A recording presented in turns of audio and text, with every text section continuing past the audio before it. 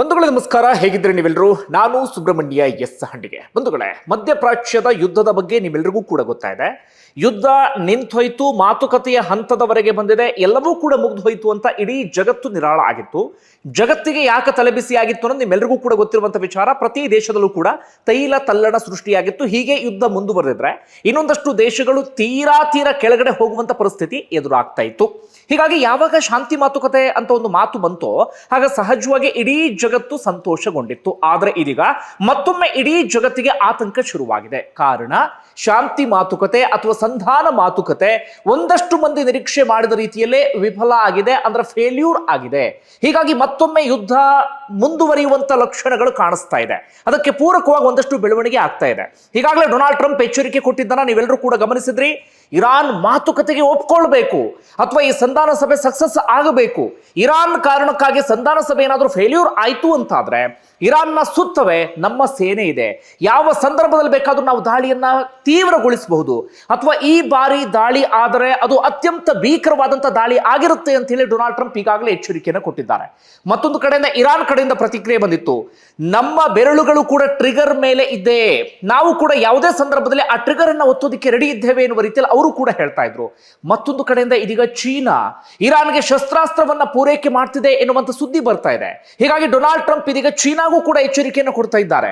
ಹೀಗಾಗಿ ಮತ್ತೊಮ್ಮೆ ಇಡೀ ಜಗತ್ತಿಗೆ ಇದೀಗ ಆತಂಕ ಶುರುವಾಗಿದೆ. ಯುದ್ಧದ ಭೀಕರತೆ ಜಾಸ್ತಿ ಆಗಬಹುದು. ಈ ಬಾರಿ ಮತ್ತೊಮ್ಮೆ ಏನಾದರೂ ಯುದ್ಧ ಆರಂಭ ಆಯಿತು ಅಂತಾದ್ರೆ ಅದು ಸರ್ವನಾಶದ ಹಂತದವರೆಗೆ ತೆಗೆದುಕೊಂಡು ಹೋಗಬಹುದು ಎನ್ನುವಂತ ರೀತಿಯಲ್ಲಿ. ಆದ್ರೆ ಡೊನಾಲ್ಡ್ ಟ್ರಂಪ್ ಎಚ್ಚರಿಕೆ ಕೊಟ್ಟ ರೀತಿಯಲ್ಲಿ ದಾಳಿಯನ್ನ ಮಾಡಿಬಿಡ್ತಾರಾ ಅಂದ್ರೆ ಸಾಧ್ಯತೆಗಳು ತೀರಾ ಕಡಿಮೆ ಅಂತ ಒಂದಷ್ಟು ವಿಶ್ಲೇಷಕರು ಹೇಳ್ತಾ ಇದ್ದಾರೆ. ಕಾರಣ ಈಗಾಗಲೇ ಡೊನಾಲ್ಡ್ ಟ್ರಂಪ್ ಯುದ್ಧದಿಂದ ಪೆಟ್ಟು ತಿಂದಿದ್ದಾಗಿದೆ, ಮುಖಭಂಗವನ್ನ ಅನುಭವಿಸಿದ್ದಾಗಿದೆ, ಅಹಂಕಾರ ಸೊಕ್ಕು ಇಳಿದಿದ್ದಾಗಿದೆ.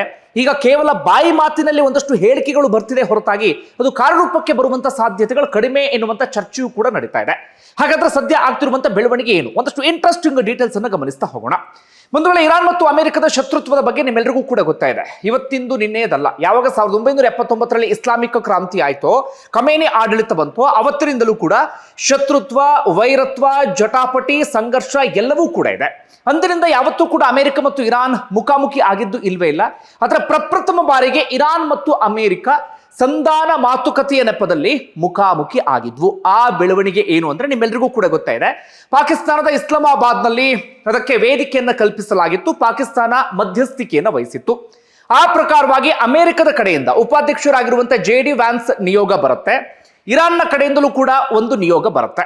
ಪಾಕಿಸ್ತಾನದ ನೇತೃತ್ವದಲ್ಲಿ ಮಾತುಕತೆ ಎಲ್ಲವೂ ಕೂಡ ಆರಂಭ ಆಗುತ್ತೆ. ಮೊದಲಿಗೆ JD ವ್ಯಾನ್ಸ್ ಪಾಕಿಸ್ತಾನದ ಪ್ರಧಾನಿ ಶೆಹಬಾಜ್ ಶರೀಫ್ ಜೊತೆಗೆ ಒಂದು ಸುತ್ತಿನ ಮಾತುಕತೆ ನಡೆಸಿ ತಮ್ಮ ಬೇಡಿಕೆ ಏನಿದೆ ಅದನ್ನ ಅವ್ರ ಮುಂದೆ ಇಡುವಂತ ಕೆಲಸವನ್ನ ಮಾಡ್ತಾರೆ. ಇನ್ನೊಂದು ಕಡೆಯಿಂದ ಇರಾನ್ನ ನಿಯೋಗ ಪಾಕಿಸ್ತಾನದ ಪ್ರಧಾನಿ ಶೆಹಬಾಜ್ ಶರೀಫ್ ಜೊತೆಗೆ ನಮ್ಮ ಬೇಡಿಕೆ ಏನು ಅನ್ನೋದನ್ನ ಅವ್ರ ಮುಂದೆ ಇಡುವಂತ ಕೆಲಸವನ್ನ ಮಾಡ್ತಾರೆ. ಎರಡೂ ಕಡೆಯ ಬೇಡಿಕೆಯನ್ನು ಕೂಡ ಕೇಳಿಸಿಕೊಂಡಾದ ಬಳಿಕ ಮುಖಾಮುಖಿ ಮಾತುಕತೆಗೆ ವ್ಯವಸ್ಥೆಯನ್ನ ಮಾಡಲಾಗುತ್ತೆ. ಇತ್ತೀಚಿನ ದಿನಗಳಲ್ಲಿ ಪ್ರಪ್ರಥಮ ಬಾರಿಗೆ ಇರಾನ್ ಮತ್ತು ಅಮೆರಿಕ ಮುಖಾಮುಖಿ ಆಗಿತ್ತು. ಆ ಕಾರಣಕ್ಕಾಗಿ ಈ ಸಭೆ ಬಹಳ ಗಮನ ಸೆಳೆತಾ ಇತ್ತು, ಸಾಕಷ್ಟು ಚರ್ಚೆಗೂ ಕೂಡ ಗ್ರಾಸವಾಗಿತ್ತು. ಮುಖಾಮುಖಿ ಆದಂತಹ ಸಂದರ್ಭದಲ್ಲಿ ಹೆಚ್ಚು ಕಡಿಮೆ 21 ಗಂಟೆಗಳ ನಿರಂತರವಾದಂಥ ಮಾತುಕತೆ ನಡೀತು. ಪರಸ್ಪರರ ಆ ಬೇಡಿಕೆಗಳೇನಿದ್ದಾವೆ, ಪರಸ್ಪರ ಪಟ್ಟಿ ಮಾಡ್ಕೊಂಡಿದ್ದಂಥ ಅಂಶಗಳೇನಿದ್ದಾವೆ ಅವುಗಳನ್ನು ಎಕ್ಸ್ಚೇಂಜ್ ಮಾಡಿಕೊಳ್ಳುವಂಥ ಕೆಲಸವನ್ನು ಕೂಡ ಮಾಡಲಾಯಿತು. ಒಂದಷ್ಟು ನಿರೀಕ್ಷೆ ಮಾಡಲಾಗಿತ್ತು, ಏನಾದರೂ ಇದರಿಂದ ಔಟ್ಕಮ್ ಬರಬಹುದು, ಪ್ರಯೋಜನ ಆಗಬಹುದು ಎನ್ನುವಂಥ ರೀತಿಯಲ್ಲಿ. ಆದರೆ ಈಗ ಅಂತಿಮವಾಗಿ ಆ ಮಾತುಕತೆ ಫೇಲ್ಯೂರ್ ಆಗಿದೆ. ಇದಕ್ಕೆ ಸಂಬಂಧಪಟ್ಟ ಹಾಗೆ ಅಮೆರಿಕದ ಉಪಾಧ್ಯಕ್ಷ JD ವ್ಯಾನ್ಸ್ ಸ್ವತಃ ಸ್ಪಷ್ಟನೆಯನ್ನ ಕೊಟ್ಟಿದ್ದಾರೆ. ನಾವೊಂದಷ್ಟು ಬೇಡಿಕೆಗಳನ್ನ ಇಟ್ಟಿದ್ವಿ, ಆದರೆ ಇರಾನ್ ಅದಕ್ಕೆ ಒಪ್ಪಿಕೊಳ್ತಾ ಇಲ್ಲ, ಹೀಗಾಗಿ ನಾವು ಪಾಕಿಸ್ತಾನದಿಂದ ನಿರ್ಗಮಿಸುತ್ತಿದ್ದೇವೆ ಎನ್ನುವಂಥ ರೀತಿಯಲ್ಲಿ JD ವ್ಯಾನ್ಸ್ ಇದೀಗ ಪಾಕಿಸ್ತಾನದಿಂದ ಹೊರಟು ಹೋಗಿದ್ದಾರೆ. ಇರಾನ್ ಇದೀಗ ಏನ್ ಹೇಳ್ತಾ ಇದೆ, ಅಮೆರಿಕ ಒಂದಷ್ಟು ಕಾನೂನು ಬಾಹಿರವಾದಂತಹ, ಹಾಗೆ ನಾವು ಯೋಚನೆ ಮಾಡೋದಕ್ಕೂ ಸಾಧ್ಯ ಆಗದಂತಹ ಬೇಡಿಕೆಗಳನ್ನ ಮುಂದಿಡ್ತಾ ಇದೆ. ಅದಕ್ಕೆ ನಾವು ಒಪ್ಪಿಕೊಳ್ಳೋದಕ್ಕೆ ಹೇಗೆ ಸಾಧ್ಯ ಅಂತ ಇರಾನ್ ಹೇಳ್ತಾ ಇದೆ. ಅಷ್ಟು ಮಾತ್ರ ಅಲ್ಲ, ಇರಾನ್ ಇನ್ನೊಂದಷ್ಟು ವಿಚಾರವನ್ನ ಪ್ರಸ್ತಾಪ ಮಾಡ್ತಾ ಇದೆ. ಏನಂತ, ತನ್ನ ಜನರ ಹಿತಾಸಕ್ತಿಯನ್ನ ಬಲಿ ಕೊಟ್ಟು ಅಮೆರಿಕದ ಏಕಪಕ್ಷೀಯ ನಿಯಮಗಳಿಗೆ ತಲೆಬಾಗೋದಿಕ್ಕೆ ಸಾಧ್ಯ ಇಲ್ಲ. ಇದು ಇರಾನ್ ಹೇಳ್ತಾ ಇರೋದು. ನಮ್ಮ ದೇಶವನ್ನ ಬಲಿ ಕೊಡೋಕೆ ಸಾಧ್ಯ ಇಲ್ಲ, ಅಮೆರಿಕ ಹೇಳಿದ್ದೆಲ್ಲದಕ್ಕೂ ಕೂಡ ಜಿ ಹುಜೂರ್ ಅಂತ ಹೇಳಿ ತಲೆಬಾಗೋದಕ್ಕೆ ಸಾಧ್ಯ ಇಲ್ಲ ಅಂತ ಹೇಳಿ ಇರಾನ್ ಹೇಳ್ತಾ ಇದೆ. ಹಾಗೆ ಅಮೆರಿಕ ಸಂಪೂರ್ಣವಾದಂತಹ ಶರಣಾಗತಿಯನ್ನ ನಮ್ಮಿಂದ ನಿರೀಕ್ಷೆ ಮಾಡಿತ್ತು, ಆದ್ರೆ ಇರಾನ್ ಗೌರವಯುತವಾದಂತ ಒಪ್ಪಂದವನ್ನ ಬಯಸಿತ್ತು ಎನ್ನುವಂತ ರೀತಿಯಲ್ಲಿ.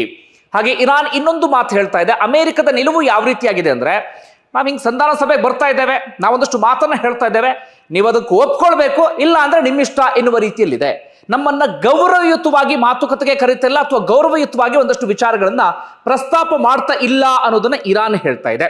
ಹಾಗೆ ಅಮೆರಿಕದ ಕಡೆಯಿಂದ ಬರ್ತಿರುವಂತಹ ಪ್ರಮುಖ ವಿಚಾರ ಏನಪ್ಪಾ ಅಂದ್ರೆ, ಮಾತುಕತೆ ಯಾಕೆ ಮುರಿದು ಬಿತ್ತು ಅಂತ ಅಮೆರಿಕ ಹೇಳ್ತಾ ಇದೆ ಅಂದ್ರೆ, ನಾವು ಪರಮಾಣುಗೆ ಸಂಬಂಧಪಟ್ಟಾಗ ಅಥವಾ ಅಣ್ವಸ್ತ್ರಕ್ಕೆ ಸಂಬಂಧಪಟ್ಟಾಗ ಒಂದಷ್ಟು ವಿಚಾರಗಳನ್ನು ಮುಂದಿಟ್ಟಿದ್ವಿ, ಆದ್ರೆ ಇರಾನ್ ಅದನ್ನ ಒಪ್ಪಿಕೊಳ್ಳೋದಿಕ್ಕೆ ರೆಡಿ ಇಲ್ಲ ಎನ್ನುವಂತ ರೀತಿಯಲ್ಲಿ ಇದೀಗ ಅಮೆರಿಕ ಹೇಳ್ತಾ ಇದೆ. ಹಾಗಾದ್ರೆ ಏನು ಬೇಡಿಕೆ ಏನು ಬಂದಿತ್ತು ಅಂದ್ರೆ, ಇರಾನ್ನ ಬೇಡಿಕೆ ಏನು, ಅದರಲ್ಲಿ ಅಮೆರಿಕ ಯಾವ್ದಾವ್ದಕ್ಕೆ ಒಪ್ಕೊಂಡಿತ್ತು, ಅಮೆರಿಕದ ಬೇಡಿಕೆ ಏನು, ಅದರಲ್ಲಿ ಇರಾನ್ ಯಾವ್ದಾವ್ದಕ್ಕೆ ಒಪ್ಕೊಂಡಿತ್ತು, ಒಂದಷ್ಟು ವಿಚಾರವನ್ನ ಗಮನಿಸ್ತಾ ಹೋಗೋಣ. ಅದು ಬಹಳ ಇಂಟ್ರೆಸ್ಟಿಂಗ್ ಆಗಿರುವಂತಹ ಡೀಟೇಲ್ಸ್. ಇರಾನ್ ಇಟ್ಟಂತ ಬೇಡಿಕೆಗಳು ಏನು? ಒಂದು, ಸ್ಥಗಿತಗೊಂಡಿರುವಂತಹ ಅಥವಾ ನಿರ್ಬಂಧವನ್ನ ಹೇರಲಾಗಿದೆ ಅಥವಾ ಮುಟ್ಟುಗೋಲು ಹಾಕಿಕೊಳ್ಳಲಾಗಿದೆ, ತನ್ನ ಆಸ್ತಿಯನ್ನು ಬಿಡುಗಡೆ ಮಾಡಬೇಕು ಅಂತ ಹೇಳಿ ಬೇರೆ ಬೇರೆ ದೇಶಗಳಲ್ಲಿದೆ. ಇದಕ್ಕೆ ಅಮೆರಿಕ ಒಪ್ಕೊಂಡಿತ್ತು, ಅಮೆರಿಕ ಇದಕ್ಕೆ ಚಕಾರವನ್ನ ತೆಗೆದಿರಲಿಲ್ಲ. ಯುದ್ಧ ನಷ್ಟ ಪರಿಹಾರವನ್ನು ಕೂಡ ಇರಾನ್ ಕೇಳಿತ್ತು, ಸಾಕಷ್ಟು ನಷ್ಟ ಆಗಿದೆ, ಅದಕ್ಕೆ ಪರಿಹಾರವನ್ನು ನಮಗೆ ಕೊಡಬೇಕು ಎನ್ನುವಂತ ರೀತಿಯಲ್ಲಿ. ಇದಕ್ಕೆ ಅಮೆರಿಕ ಓಕೆನೋ ಅಂದಿರಲಿಲ್ಲ ಅಥವಾ ಇಲ್ಲ ಎನ್ನುವ ರೀತಿಯಲ್ಲೂ ಕೂಡ ಹೇಳಿರಲಿಲ್ಲ. ಇನ್ನೊಂದು, ಹರ್ಮುಜ್ ಜಲಸಂಧಿಯ ನಿಯಂತ್ರಣ, ಅದರ ಮೇಲೆ ಕಂಪ್ಲೀಟ್ ನಿಯಂತ್ರಣ ನಮಗೆ ಬೇಕು, ಯಾಕಂದ್ರೆ ಅದು ನಮಗೆ ಅಸ್ತ್ರದ ರೀತಿಯಲ್ಲಿ ಇದೆ, ಅದಿದ್ದಾಗ ಮಾತ್ರ ನಾವು ಮುಂದೊಂದು ದಿನ ನಮ್ಮ ದೇಶವನ್ನ ಕಾಪಾಡಿಕೊಳ್ಳೋದಿಕ್ಕೆ ಸಾಧ್ಯ. ಹಾಗೆ ನಾವಲ್ಲಿ ಟೋಲ್ ವಿಧಿಸ್ತೀವೋ ಇನ್ನೊಂದು ಮಗದೊಂದು ನಾವು ಡಿಸಿಷನ್ ತೆಗೆದುಕೊಳ್ತೀವಿ ಅಂತ ಇರಾನ್ ಹೇಳ್ತಾ ಇತ್ತು. ಆದ್ರೆ ಅದಕ್ಕೆ ಅಮೆರಿಕದ ಪ್ರತಿಕ್ರಿಯೆ ಏನಪ್ಪಾ ಅಂದ್ರೆ, ಹರ್ಮುಜ್ ಅನ್ನೋದು ಅದು ಅಂತಾರಾಷ್ಟ್ರೀಯವಾದಂತ ಜಲಮಾರ್ಗ, ಅಲ್ಲಿ ಯಾರ ನಿಯಂತ್ರಣಕ್ಕೂ ಕೂಡ ನಾವು ಅವಕಾಶವನ್ನ ಮಾಡಿಕೊಡೋದಿಲ್ಲ ಅಂತ ಹೇಳಿ ಅಮೆರಿಕ ಹೇಳಿತ್ತು. ಇನ್ನೊಂದು, ಪ್ರಾದೇಶಿಕ ಕದನ ವಿರಾಮ, ಅಂದ್ರೆ ಲೆಬನಾನ್ ಮೇಲೆ ಇಸ್ರೇಲ್ ದಾಳಿ ಮಾಡ್ತಾ ಇದೆಯಲ್ಲ, ಲೆಬನಾನ್ ಮೇಲಿನ ದಾಳಿಯನ್ನು ಕೂಡ ಇಸ್ರೇಲ್ ನಿಲ್ಲಿಸಬೇಕು ಎನ್ನುವಂತಹ ರೀತಿಯಲ್ಲಿ.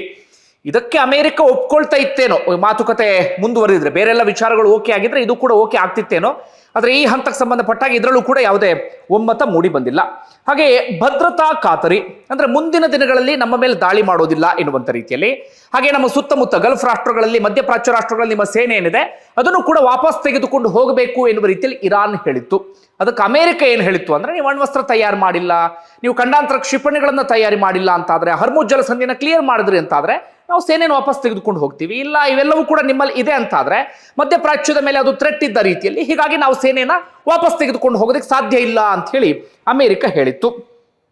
ಇನ್ನು ಅಮೆರಿಕ ಇಟ್ಟಂತ ಬೇಡಿಕೆಗಳು ಏನು ಅಂತ ಗಮನಿಸ್ತಾ ಹೋಗೋದಾದ್ರೆ, ಒಂದು, ಪರಮಾಣು ನಿಶಸ್ತ್ರೀಕರಣ.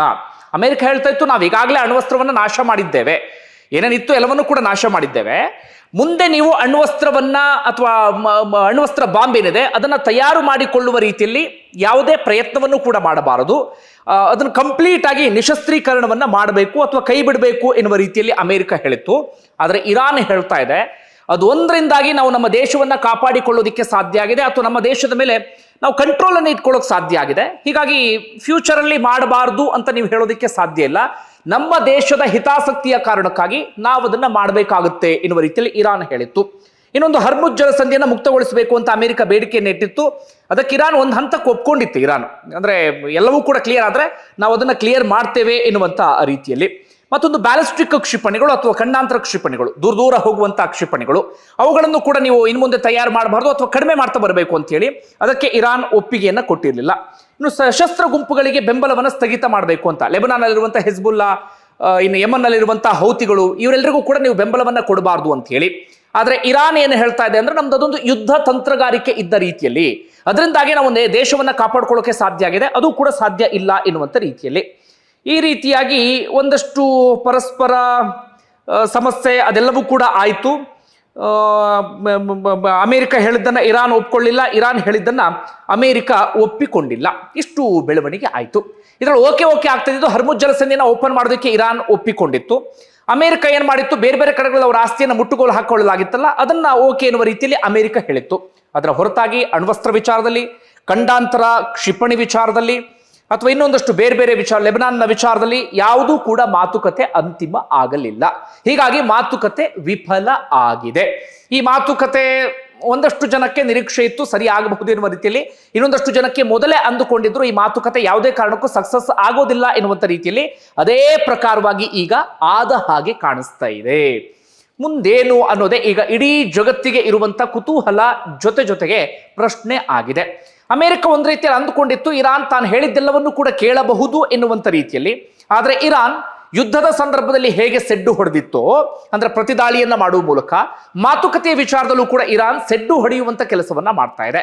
ಈಗ ನಾವು ಅಮೆರಿಕಾಗೆಲ್ಲದಕ್ಕೂ ಕೂಡ ತಲೆಬಾಗಿ ಒಪ್ಪಿಕೊಂಡು ಬಿಟ್ರೆ ಮುಂದೊಂದು ದಿನ ಅಮೆರಿಕ ನಮ್ಮನ್ನ ತಾಳಕ್ಕೆ ತಕ್ಕ ಹಾಗೆ ಕುಣಿಸುತ್ತೆ ಅನ್ನೋದು ಇರಾನ್ನ ಮಾತಾಗಿದೆ. ಹಾಗಾದ್ರೆ ಮುಂದೆ ಏನಾಗಬಹುದು ಸಹಜವಾಗಿ ಕುತೂಹಲ ಇದೆ. ಈಗಾಗಲೇ ಡೊನಾಲ್ಡ್ ಟ್ರಂಪ್ ಎಚ್ಚರಿಕೆ ಮೇಲೆ ಎಚ್ಚರಿಕೆಯನ್ನು ಕೊಡೋದಕ್ಕೆ ಶುರು ಮಾಡಿಕೊಂಡಿದ್ದಾರೆ. ಇರಾನ್ ಕೂಡ ನೀವು ಎಚ್ಚರಿಕೆಯನ್ನು ಕೊಟ್ಟರೆ ನಾವು ಕೂಡ ಯುದ್ಧಕ್ಕೆ ರೆಡಿ ಎನ್ನುವ ರೀತಿಯಲ್ಲಿ ಅವರು ಕೂಡ ಹೇಳ್ತಾ ಇದ್ದಾರೆ.